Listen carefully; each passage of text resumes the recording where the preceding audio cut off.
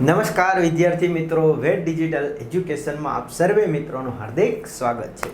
વિદ્યાર્થી મિત્રો, આપણે જે સમાજશાસ્ત્ર વિષયની ચર્ચા કરી રહ્યા છીએ, તો ખાસ ચેનલમાં નવા હોય તો ચેનલ સબસ્ક્રાઇબ કરી દેજો. અને હા, જો તમારે આગળનો લેક્ચર તમારે જોવાનું બાકી હોય તો આગળનો વિડીયો છે તમે જોઈ લેજો. રેડી? આ વિડીયો પતે પછી તમે નિરાતે જોઈ લેજો, જેથી કરીને તમારો કોન્સેપ્ટ આખો ક્લિયર થઈ જાય. ચાલો, લાસ્ટ આપણે જે બેઝિક આપણે વસ્તી રિલેટેડ માહિતી ચર્ચા કરી. સમાજમાં વસ્તી છે એ પાયો છે, મેન છે. રેડી? અને વસ્તીમાં વૈવિધ્યતા કેટલા પ્રકારના હોય, એટલે કે અલગ અલગ પ્રકારના વૈવિધ્યતા હોય. લિંગ પ્રમાણના આધારે હોય છે, જ્ઞાતિવાદના આધારે હોય, જાતિવાદના આધારે હોય, સાક્ષરતા. રેડી?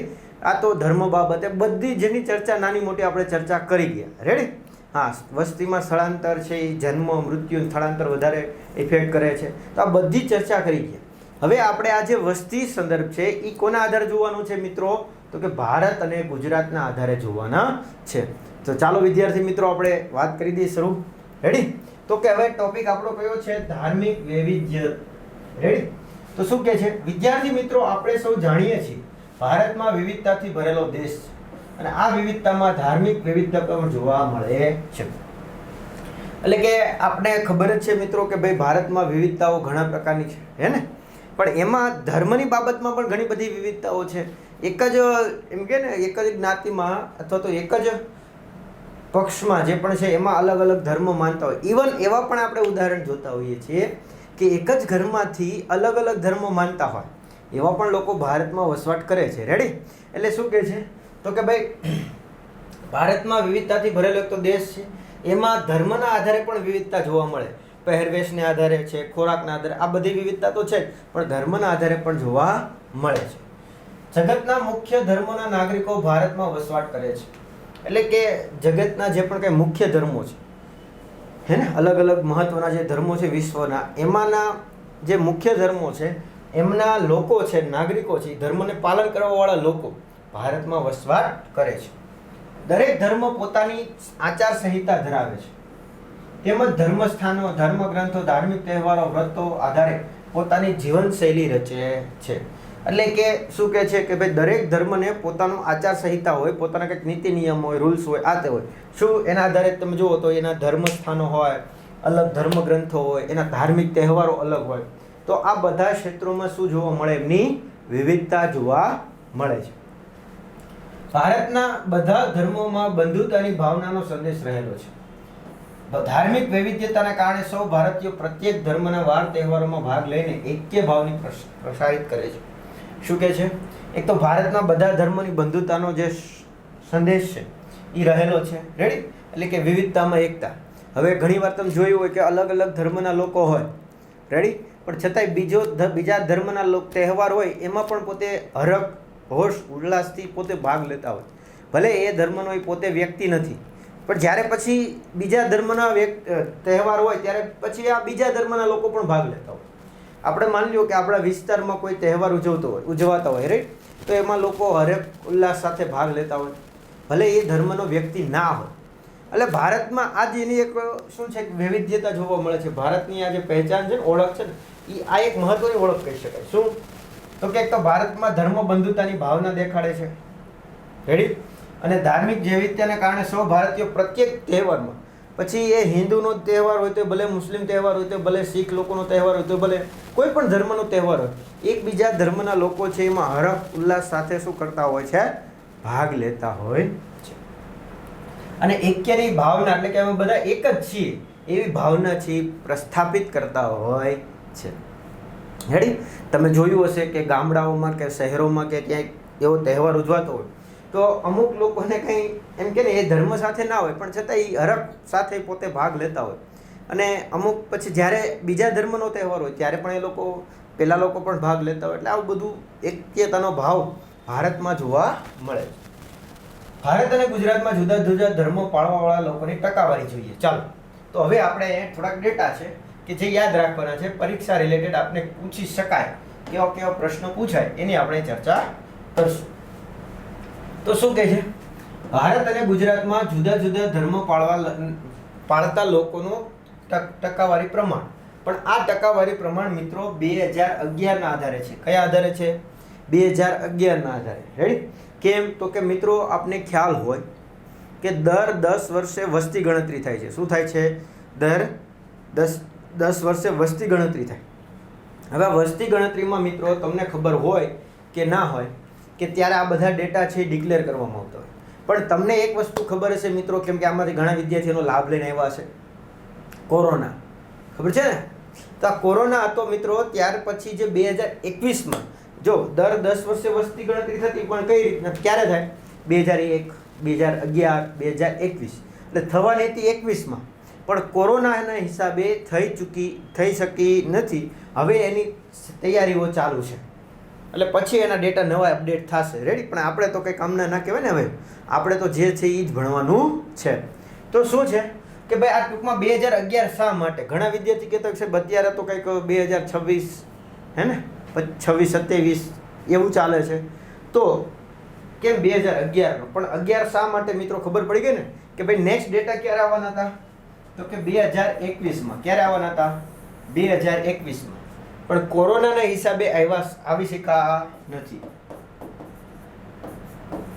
રેડી? આ કોરોના હિસાબે આવી શક્યા નથી, એટલા માટે આ 2011ના ડેટા આપણે જોઈએ છે. રેડી? પણ નવી વસ્તી ગણતરી થશે પછી આ ડેટા અપડેટ થઈ જશે. પણ આપણે અત્યારે આ ડેટા ધ્યાનમાં રાખવાના છે. ચાલો, અહીંયા આપણે ધર્મ આપેલો છે. ભારતમાં એનું પ્રમાણ કેટલું છે, ગુજરાતમાં એનું કેટલું પ્રમાણ છે એ જોવાનું છે. તો જો પહેલા નંબરે છે હિન્દુ, એટલે કે એમની વસ્તી વધારે છે. કેટલા ટકા લોકો પાળે છે હિન્દુ ધર્મને? તો કે 79.80. હે ને? યાદ રહી જાય એવું છે, 79.80. પણ ગુજરાતમાં મિત્રો હિન્દુ ધર્મના લોકોનો વસવાટ વધારે છે. કેટલો છે? 88.57. કેટલો? 88.57. રેડી? ભારતમાં પ્રમાણ કેટલું છે અને ગુજરાતમાં પ્રમાણ કેટલું છે કયા ધર્મના લોકોનું? ક્લિયર? હવે ઇસ્લામ, તો ઇસ્લામનું પ્રમાણ છે ભારતમાં કેટલું છે? 14.23%. ગુજરાતમાં 9.67%. સાહેબ બધા આંકડા યાદ રાખવાના ના, હું કહીશ હમણાં. રાઈટ? અત્યારે ખાલી જસ્ટ જુઓ. ખ્રિસ્તી ધર્મ, તો એનું પ્રમાણ ભારતમાં કેટલું છે? 2.30%. ગુજરાતમાં 0.52%. શીખ લોકો ભારતમાં પ્રમાણ કેટલું છે? 1.72%. ગુજરાતમાં 0.10%. બૌદ્ધ ધર્મના લોકોનું તો ભારતમાં પ્રમાણ છે 0.70, જ્યારે ગુજરાતમાં છે 0.05. જૈન ધર્મનું તો કે ભાઈ 0.37 ભારતમાં છે, ગુજરાતમાં 0.96. એટલે જુઓ અહીંની કરતાં અહીંયા વધારે છો, ધ્યાન રાખજો. હમણાં સવાલ આપણે ક્લિયર કરીએ. આમાં કોઈ ધર્મ ના પાળતા હોય તો એનો ભારતમાં પ્રમાણ છે 0.24% ને ગુજરાતમાં છે 0.10%. સાહેબ આ હું ઈ કયો અમને? તો કે જે વ્યક્તિ એવા છે કે એને કોઈ ધર્મમાં કંઈ લેવા દેવા નથી, નાસ્તિક આપણી ભાષામાં કેવું હોય તો. રેડી? એટલે ટૂંકમાં એ નાસ્તિક એટલે કે કોઈ એક ધર્મમાં એને કોઈ એવો ટ્રસ્ટ, વિશ્વાસ નહીં. આ એમને જે છે એ માણસ પ્રત્યે પ્રેમ ભાવ રાખો, બસ ઘણું. ભગવાન છે નહીં, એમાં બહુ પડવું નહીં. એવા લોકો જે છે એ લોકોને આમાં સમાવેશ થાય. રેડી? તો ભારતમાં એનું પ્રમાણ કેટલું છે? 0.24%. ભારત ગુજરાતમાં 0.10%. અને અન્ય નાના મોટા ધર્મના હોય ભાઈ તો એનું ભારતમાં પ્રમાણ છે 0.66% અને ગુજરાતમાં પ્રમાણ છે 0.03%. ક્લિયર? હવે આ ડેટા કોના આધારે છે? તો કે 2011ની વસ્તી પ્રમાણે છે. હવે કુલ વસ્તી હોય ને, આ જો આ કઈ રીતના ડેટા હોય કહી દો કે ભાઈ કુલ વસ્તી છે કે જે એ સમયે 2011માં ભારતની વસ્તી 1.21 અબજ હતી અને પછી પાછળ આંકડા હતા. આંકડા અત્યારે પડતા નથી આપણે સામાન્ય રીતે, પણ એટલે એના સંદર્ભ પ્રમાણે ટકાવારી નીકળી હોય. સમજાણું? ટોટલ કરશો એટલે 100% થઈ જશે. ક્લિયર? અહીંયા ગુજરાતમાં પણ એ રીતના હોય, 6 કરોડ વસ્તી હતી એ સમયે, તો એના આધારે આ ડેટા રિલીઝ થયા હોય કે ભાઈ 6 કરોડમાંથી આટલા ટકા લોકો તો કયો ધર્મ પાળે છે? હિન્દુ ધર્મ. આટલા ટકા લોકો છે આ ધર્મ પાળે છે. ખ્યાલ આવી ગયો? ખબર પડી ગઈ? તો ઇન શોર્ટ ટૂંકમાં આવું બધું હોય શકે. તો હવે આમાં સવાલ કઈ રીતના પૂછાય? કઈ રીતના પૂછાય? તો જો કયા ધર્મમાં ભારત કરતા ગુજરાતમાં વસ્તીનું પ્રમાણ વધારે છે? તો કયા ધર્મમાં છે? તો કે પહેલા તો હિન્દુમાંથી. હિન્દુમાં છે ને ભારત કરતા પ્રમાણ વસ્તીનું વધારે ક્યાં છે? ધર્મનું ગુજરાતમાં. પછી તો કે જો યસ કયું એવું? યસ જૈન. હે ને? આ બે લોકો એટલે કે બે ધર્મ એવા છે કે જેનું પ્રમાણ ભારત કરતાં ગુજરાતમાં વધારે છે, હિન્દુ ધર્મ અને જૈન ધર્મ. હવે આમાં સૌથી વધારે વસ્તી કોની થાય તો કે હિન્દુ ધર્મ. તો એને કેવું કહેવાય? હે ને, બહુમતી કહેવાય ને ભાઈ, કે સૌથી વધારે વસ્તી કયા ધર્મની થાય? હિન્દુ ધર્મની થાય. તો બાકીના કેવા કહેવાય? લઘુમતી કહેવાય. શું કહેવાય? લઘુમતી કહેવાય. કેવા કહેવાય? લઘુમતી વાળા. ચાલો આપણે ચર્ચા કરીએ એટલે ખબર પડી જશે તમને. જો શું કહે છે, ઉપરોક્ત કોષ્ટક પરથી કહી શકાય કે ભારતમાં હિન્દુઓની વસ્તી સૌથી વધારે છે. જે આપણે અત્યારે કોષ્ટક જોયું એમાં જ આપણે ચર્ચા કરી કે સૌથી વધારે વસ્તી કયા ધર્મની છે? હિન્દુ ધર્મની છે. આથી તેને બહુમતી સમુદાય પણ કહેવાય છે. જો એટલે કે એમ પૂછાય કે ભારતમાં કયા ધર્મની બહુમતી છે? બહુમતી ધરાવતો સમુદાય છે કયો ધર્મ છે? બહુમતી ધરાવતો સમુદાય છે તો કયો છે? હિન્દુ લોકોનો છે. રેડી? જ્યારે લઘુમતી સમુદાય પૈકીમાં તો કે ઇસ્લામ ધર્મ લોકોની વસ્તી વધારે છે. લઘુમતી બાકીના બધાય કહેવાય. ધ્યાન રાખજો, જો તમે ભૂલ કરશો મિત્રો, ફરી એક વખત કોષ્ટક કહું, આની બહુમતી સમુદાય હિન્દુની, પણ બાકીના એના સંદર્ભમાં બાકીના બધા કેવા કહેવાય? લઘુમતી કહેવાય. કેવા કહેવાય? લઘુમતી. પ્રશ્ન શું પૂછે? નીચેનામાંથી કોનો સમાવેશ લઘુમતીમાં થતો નથી? ખ્યાલ આવી ગયો? તો હિન્દુ સિવાયના બધા લઘુમતીમાં છે. તો શું પ્રશ્ન છે એમાં? ઇનડાયરેક્ટલી બીજો સવાલ એ પૂછાય, લઘુમતીમાં સૌથી વધારે વસ્તી કોની છે? તો કે ઇસ્લામની છે. કોની છે? ઇસ્લામની છે. એટલે આવા સવાલ પણ ધ્યાનમાં રાખવાના હો ભાઈ. એક એક ગુણના સવાલ આવા જ બનશે ભાઈ. અને પહેલા પાઠમાંથી સૌથી વધારે મિત્રો એક એક ગુણના સવાલ આપણે પૂછાય છે બોર્ડમાં, એટલે ધ્યાન રાખશું. ચાલો, તો કે ભાઈ ઇસ્લામ લઘુમતી પૈકી ઇસ્લામ ધર્મની લોકોની સંખ્યા કેવી છે? વધારે. કોઈ ધર્મ નથીમાં એવા લોકો છે કે જે કોઈ ધર્મમાં માનતા નથી. હમણાં જ આપણે વાત કરી જેતું કોઈ ધર્મ નથી એટલે કે એ લોકો કોઈ ધર્મને માનતા નથી. રેડી? ચાલો નેક્સ્ટ. ગુજરાતની આંકડા તરફ દ્રષ્ટિએ કરીએ તો તેમાં પણ લગભગ ભારતમાં ધાર્મિક આંકડા જેવી જ સ્થિતિ જોવા મળે છે. એટલે ગુજરાતમાં જેવી ભારતમાં છે એવી જ છે સેમ ક્યાં જોવા મળે છે? ગુજરાતમાં. હિન્દુઓની વસ્તી સૌથી વધારે અને લઘુમતી સમાજ પૈકી મુસ્લિમોની વસ્તી સૌથી વધુ જોવા મળે છે. હિન્દુઓની સૌથી વધારે વસ્તી છે ભારતમાં, ગુજરાતમાં. રેડી? પણ લઘુમતીઓમાં સૌથી વધારે વસ્તી કોની છે ભારત અને ગુજરાતમાં? તો કે મુસ્લિમોની. કોની છે? મુસ્લિમો, ઇસ્લામોની છે. રેડી? ચાલો વિદ્યાર્થી મિત્રો, શૈક્ષણિક વર્ષ દરમિયાન તમે બધા ધર્મને આધારિત જે જાહેર રજાઓ માણો છો તે એ જ ધાર્મિક ઐક્ય દર્શાવે છે. હે ને? આપણે જે શાળામાં અભ્યાસ કરીએ છીએ પછી તો કે આપણે છે જન્માષ્ટમીને માનતા હોય, રજામાં આવતી હોય, ખબર છે ને? ખાલી જન્માષ્ટમી આવે છે? નહીં. પછી સાહેબ કે રમજાન ઈદ હોય, યાદ છે ને? મોહરમ હોય ત્યારે રજા હોય સાહેબ. પતેતી હોય, હે ને, પારસી લોકોની, એમાં રજા હોય. પછી બુદ્ધ પૂર્ણિમા હોય ત્યારે રજા હોય. રામનવમી હોય ત્યારે રજા હોય. તો આ તો મેં જસ્ટ એક્ઝામ્પલ આપ્યા. તો કે તમે જુઓ બધા ધર્મના અલગ અલગ જે તહેવારો છે પણ રજા તો બધાને મળે છે. ક્યારે એવું બન્યું કે ચાલો આ હિન્દુ ધર્મનો તહેવાર છે તો હિન્દુ વિદ્યાર્થીઓને આજે રજા રહેશે, બાકીના ધર્મના લોકોને આવવાનું કેમ? તો કે એના ધર્મ નથી આ પાડતા. એવું થાય. ઘણીવાર એવું જોયું હોય તમે કે તમારી આખી શાળામાંથી અમુક ધર્મના લોકો જ ના હોય છતાંય તમને રજા મળતી હોય. ખ્યાલ છે ને? યસ. તો કે એ જ છે એ શું દર્શાવે છે? તો કે આપણે ભારતની એકતા દર્શાવે છે. વિવિધતામાં જે એકતા કહીએ છે ને એ જ વસ્તુ આ દર્શાવે છે. ચાલો ક્લિયર? નેક્સ્ટ હવે આપણે આગળ વધવાનું છે સ્ત્રી પુરુષનું પ્રમાણ.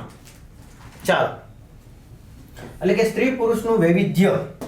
હવે સ્ત્રી પુરુષના વૈવિધ્યની આપણે ચર્ચા કરીએ. ધર્મના આધારે આપણે મિત્રો ચર્ચા થઈ ગઈ. રેડી? હવે સ્ત્રી પુરુષના પ્રમાણના આધારે ચર્ચા કરવાની છે.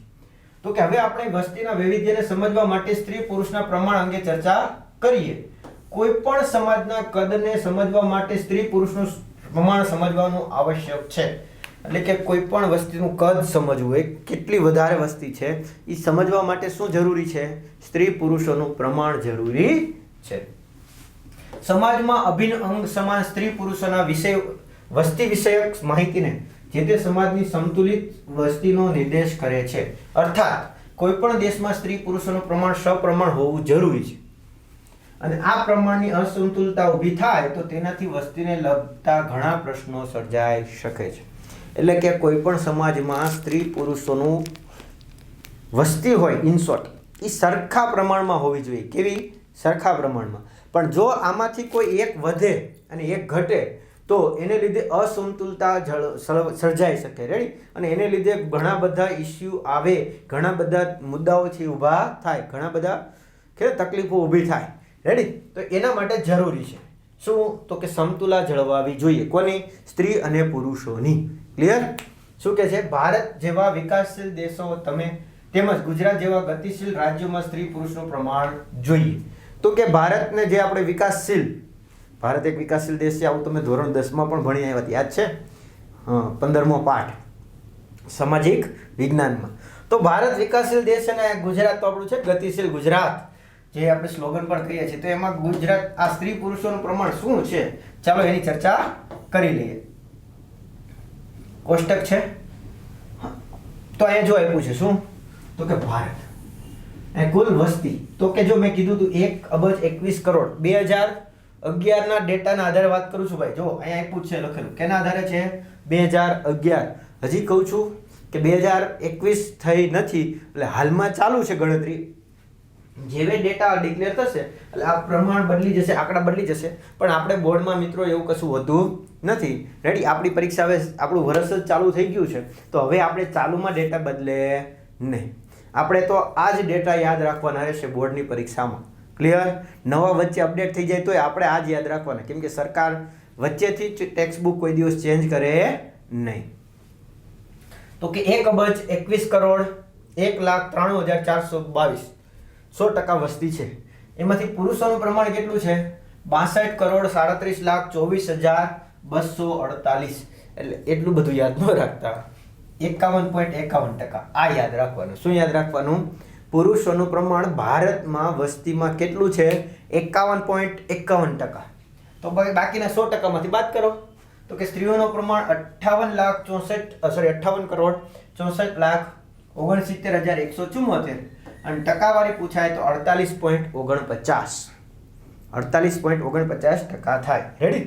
સેમ એવું ગુજરાતની આપણે વાત કરીએ તો ગુજરાતમાં વસ્તી કેટલી હતી? 6 કરોડ કીધું હતું ને, 6,04,39,692. ઇન શોર્ટ આ 100% વસ્તી થઈ. એમાં ગુજરાતમાં પુરુષોની વસ્તી કેટલી છે? 3,14,91,260. તો યાદ રાખવાનું હું, પુરુષોની વસ્તી કેટલા ટકા? 52.10% ગુજરાતમાં. અને સ્ત્રીઓની વસ્તી 2,89,48,432. તો ટકાવારી યાદ રાખવાની છે 47.97. હવે સાહેબ યાદ કઈ રીતના રાખવું ને શું યાદ રાખવું? તો બધું યાદ રાખવાનું ના, આપણે કાંઈ જરૂર નથી. હે ને? પરીક્ષામાં તમારે શું યાદ રાખવાનું? ચાલો આપણે નોટ ડાઉન જ આપી દઈએ એટલે તમને હે ને ખ્યાલ આવી જાય. ચાલો, તો ભારતમાં વસ્તી પ્રમાણ કેટલું છે આ યાદ રાખવાનું. 1,21 કરોડ. રાઈટ? બાકીનો આગળના આંકડા એક સેટ થઈ જશે, ટેન્શન નહીં. પછી યાદ રાખવાનું આ ટકાવારી. રેડી? ભારતમાં અને ગુજરાતમાં પુરુષો અને સ્ત્રીઓની ટકાવારી યાદ રાખવાની. કુલ વસ્તી ભારતમાં અને ગુજરાતમાં કેટલી છે ખબર હોવી જોઈએ, પછી એની ટકાવારી ખબર હોવી જોઈએ. હવે અહીંથી બીજો સવાલ પણ બની શકે એક એક ગુણમાં. શું? તો કે ભાઈ ભારત અને ગુજરાતના સંદર્ભમાં વસ્તી પ્રમાણ પુરુષોનું સૌથી વધારે ક્યાં જોવા મળે છે? તો ગુજરાતમાં જોવા મળે છે. ક્યાં જોવા મળે? ગુજરાતમાં. કેમ? ગુજરાતમાં કેટલા ટકા છે? 52.10%. જ્યારે ભારતમાં પુરુષોની વસ્તી કેટલી છે? 51.51%. સાહેબ આટલો જ ફેર હોય તો 0.60%નો ફેર પણ ઘણો થઈ જાય ભાઈ, 59%. એ પણ ધ્યાન રાખજો. ચાલો, તો ખ્યાલ આવી ગયો. તો આ પછી સ્ત્રીઓના ડેટા, એક તમને ડેટા યાદ હશે, બાકીના યાદ રહી જશે. કેમ? બાકીના 100માંથી બાદ જ થાય, કેમ કે વસ્તી હંમેશા 100%ના સેન્સમાં જ લેવામાં આવે. એટલે ધ્યાનમાં એટલી રીતના રાખશો, એક આંકડો યાદ રાખવાનો કોઈ પણ. અને આ ભારતમાં ઇઝીલી યાદ રહી છે 51.51 અને 52.10. બાકીનો સ્ત્રીઓને છે 100માંથી બાદ કરશો ટકાવારી એટલે મળી જશે. ચાલો હવે આપણે આગળ વધીએ. કેટલું યાદ રાખવાનું ખબર પડી ગઈ ને ભાઈ?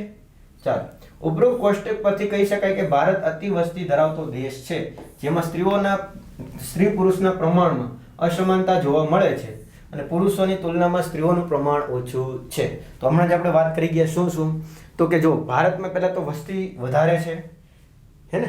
ભારતમાં વસ્તી વધારે, ઘણા કે સાહેબ વસ્તી વધારે એટલે કે મિત્રો વિસ્તાર પ્રમાણે જે વસ્તી હોવી જોઈએ એ વિસ્તાર ઓછો છે ને વસ્તી વધારે છે ભારતમાં, બરાબર? એટલે ભારતમાં એક તો વસ્તી વધારે છે અને એમાં જે સ્ત્રી પુરુષોનું પ્રમાણ છે એમાં અસમાનતા છે. કેમ? તમે જુઓ ટકાવારી, ઘણા એમ કે છે 2-3% ફેર છે. ભાઈ 2-3% આમાં લાખોની સંખ્યા હોય, રેડી, કરોડો સંખ્યા પણ થતા વાર ના લાગે આના સંદર્ભમાં.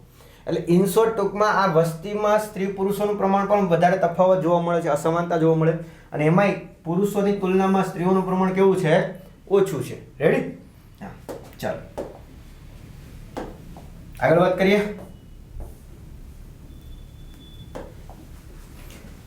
ગુજરાતમાં સ્ત્રી પુરુષ પ્રમાણ રાષ્ટ્રીય પ્રમાણની જેમ તફાવત જોવા મળે છે. એટલે ગુજરાતમાં સ્ત્રી પુરુષનું પ્રમાણ જે ભારતમાં જોવા મળે છે એમ ગુજરાતમાં પણ જોવા મળે છે. જોકે ઉલટાનું ગુજરાતમાં ભારત કરતાં વધારે છે, હે ને? વિદ્યાર્થી મિત્રો, આપ જાણો છો કે જે મુજબ દર 1000 પુરુષોએ સ્ત્રીઓની સંખ્યા કેટલી છે તેના પરથી લિંગ પ્રમાણ છે એ જાણી શકાય છે. આ ધ્યાન રાખો, રેડી? કે ભાઈ આપણે લિંગ પ્રમાણ જાણવું હોય તો 1000 પુરુષોએ સ્ત્રીઓની સંખ્યા કેટલી છે, જો એ આપને ખબર પડી જાય તો લિંગ પ્રમાણ કેટલું છે એ ખબર પડી જાય. ક્લિયર? તો જો ભારતમાં જુદા જુદા રાજ્યોમાં જોવા મળતું લિંગ પ્રમાણ પરિશિષ્ટ 1 માં દર્શાવવામાં આવ્યું છે. એટલે આગળ આપણે જોઈશું ત્યાં દર્શાવેલ છે. રેડી? અને પરિશિષ્ટ 1 માં દર્શાવેલ અનુસાર 2011 ની વસ્તી ગણતરી મુજબ ભારતમાં સરેરાશ લિંગ પ્રમાણ 940 નું છે. કેટલું છે? 940. ઇન શોર્ટ યાદ રાખજો, ભારતમાં પુરુષોની સંખ્યા 1000 હોય ત્યારે સ્ત્રીઓની સંખ્યા કેટલી હોય? 940. કેટલી હોય છે? 940. આપણે આંકડો યાદ રાખવાનો છે, આ ભૂલાય નહીં. તમને એમ પૂછાશે ભારતમાં સ્ત્રીઓનું પ્રમાણ કેટલું છે? તો 940. હવે કયા રાજ્યમાં વધુ છે? તો યાદ રાખજો મિત્રો, કેરળ રાજ્યમાં, કેરલા 1084. અહીં ઊંધું થઈ ગયું છે, હે ને? હા, કેમ? તો કે સાક્ષરતા પ્રમાણ પણ છે મિત્રો, એટલે ત્યાં સાક્ષર વધારે, જો 100% સાક્ષરતા છે ભાઈ હાલમાં. 2011 પ્રમાણે ઓછી હતી પણ અત્યારે પૂરી 100% છે. એટલે ત્યાં કેવું છે તો કે 1000 પુરુષોએ 1084 સ્ત્રીઓ છે ભાઈ. ઉલટાની સ્ત્રીઓ 84 વધુ છે. 1000 પુરુષોએ 1084 સ્ત્રીઓ છે. ક્યાં? કેરળમાં, કેરલા, કે ને ત્યાં. પણ ભારતમાં 60 ઘટે છે. આખા ભારતની વાત કરીએ તો પુરુષો અને સ્ત્રીઓના પ્રમાણમાં 60 સ્ત્રીઓ ઓછી છે પુરુષોની સાપેક્ષમાં 1000 પુરુષોએ. પણ જ્યારે કેરળમાં વાત કરીએ તો ઊંધું છે. કેરળમાં 1000 પુરુષોએ કેટલી સ્ત્રીઓ છે ભાઈ? તો કે ભાઈ 1084 છે. રેડી? એટલે ધ્યાનમાં રાખજો. ચાલો, 1084. સૌથી ઓછું લિંગ પ્રમાણ છે દીવ દમણ કેન્દ્ર શાસિત પ્રદેશમાં છે. હા, યાદ રાખજો. કયું? કેટલું છે? 618 જ. વિચાર કરો ભાઈ, 1000 પુરુષોએ સ્ત્રીઓનું પ્રમાણ 618 છે ભાઈ. બહુ બધું ઘટી ગયું છે ભાઈ, હે ને? 382 થશે ભાઈ, હે ને? આંકડો આપણે 1000 પ્રમાણ 382 ઓછી છે. 1000 પુરુષોએ 382 સ્ત્રીઓ ઓછી છે ભાઈ. બહુ ઓછું કહી શકાય. રેડી? અને ગુજરાતની આપણે વાત કરીએ તો ગુજરાતમાં ઓછું છે ભાઈ, 918 છે. કેટલું? 918. તો બધાય આંકડા યાદ રાખવાના, બધાય ટોટલી. સાહેબ કેટલું યાદ રાખવાનું? બધું યાદ રાખવાનું ભાઈ, હે ને? હા, જો જ્યાં જ્યાં કહું ને એટલું યાદ રાખજો મિત્રો, રાખજો. આપને આમાં વિકલ્પ બોર્ડમાં પૂછવાની શક્યતા વધી જશે. રેડી? તો શું પહેલા એટલું યાદ રાખશું તો કે ભારતમાં 1000 પુરુષોએ સ્ત્રીઓનું પ્રમાણ કેટલું? તો કે 940. કેટલું? 940. સૌથી વધારે કયા રાજ્યમાં છે? કેરળમાં. બીજો સવાલ. ત્રીજો સવાલ, કેરળમાં સ્ત્રીઓનું પ્રમાણ કેટલું છે? 1084. ક્યાં વધારે છે? કેરલા અથવા કેરળ હોય તો બે એક જ છે. રેડી? ક્યાં વધારે છે? તો કેરળમાં છે. કેટલું છે? 1084. બંને જવાબ, બંને સવાલ બને. નેક્સ્ટ સવાલ, સૌથી ઓછું પૂછાય તો દીવ દમણમાં, કેન્દ્ર શાસિત પ્રદેશ છે. કેટલું છે? 618. નેક્સ્ટ સવાલ, ગુજરાતમાં કેટલું છે? 918. આ જેટલા રાઉન્ડ કર્યા ની આ બે લીટીમાંથી એટલા સવાલ બને, હે ને સાહેબ? મને પછી કે એક આપણે શું કરીએ, ઉપર છેલ્લું જોઈ લે. બસ સાહેબ મને કે એક ગુણમાં છે ને ખોટા પડે બહુ. મિત્રો, એક ગુણ તો રોકડિયા ગુણ છે ભાઈ, એમાં જ આપણે કવર કરવાના છે. અને ત્યાં આપણા પરફેક્ટ ડેટા જોશે. ત્યાં પેલું નહીં હાલે કે 5 ગુણનો સવાલ લખતા હશો ને એમાં જય માતાજી થોડું મિક્સિંગ ચાલી જશે, અંદાજિત ડેટા ચાલશે. અહીંયા એવું ચાલશે નહીં. તો આ બધા ડેટા કમ્પ્લીટ રાખજો. ચાલો ક્લિયર. ભારતમાં સૌથી વધુ વસ્તી ધરાવતું રાજ્ય છે ઉત્તર પ્રદેશ. જો નેક્સ્ટ સવાલ અહીંથી શરૂ થયો. ભારતમાં સૌથી વધુ વસ્તી કયા રાજ્યમાં છે? ઉત્તર પ્રદેશમાં. જેમાં કુલ વસ્તીના 16.49% છે. 100% વસ્તી હતી ને 1 અબજ 21 કરોડ એટલે અથવા તો 121 કરોડ, એના કેટલા 16.49% અહીંયા છે યુપીમાં. અને સૌથી ઓછી વસ્તી હોય તો ઉત્તરાખંડમાં છે. ક્યાં છે? ઉત્તર પ્રદેશ અને નીચે ઉત્તરાખંડ, યાદ રાખજો. જેમાં માત્ર કુલ દેશની કેટલી છે? 0.84% નથી. રેડી? વસવાટ કરે છે. તો આ આપણા સવાલ થઈ ગયા, ઉપરના પેરેગ્રાફમાં થઈ ગયા. હવે તો કે બીજો નેક્સ્ટ સવાલ શું બને? ભારતમાં સૌથી વધુ વસ્તી કયા રાજ્યમાં છે? ઉત્તર પ્રદેશમાં. કેટલી? તો કે ભાઈ 16.49%. ભારતમાં સૌથી ઓછી વસ્તી ક્યાં છે? ઉત્તરાખંડ. કેટલી? 0.84%. આમાં 4 સવાલ બન્યા. આગળ આપણા 6 સવાલ બન્યા હતા, અહીં 4 સવાલ બન્યા. આ બધા યાદ રાખવાના છે મિત્રો, અને આવા બધા સવાલ આપણે એક એક ગુણમાં પૂછી શકાય. તો આ હતું મિત્રો વસ્તીનું વૈવિધ્યતા. જે આપણે પહેલા કયું જોયું હતું? કયું જોયું હતું આપણે? ધાર્મિક વૈવિધ્યતા. અને પછી હવે જોયું આપણે સ્ત્રી પુરુષોનું પ્રમાણમાં વૈવિધ્યતા. એની બેની ચર્ચા કરી. નેક્સ્ટ આપણો ટોપિક છે સાંસ્કૃતિક વૈવિધ્યતા, જેની ચર્ચા મિત્રો આપણે આવતા લેક્ચરમાં કરવાની છે. તો આ વિડિયો લેક્ચરમાં આપણે અહીં સુધી રાખીએ. Thank you. જય હિન્દ, જય ભારત. અસ્તુ.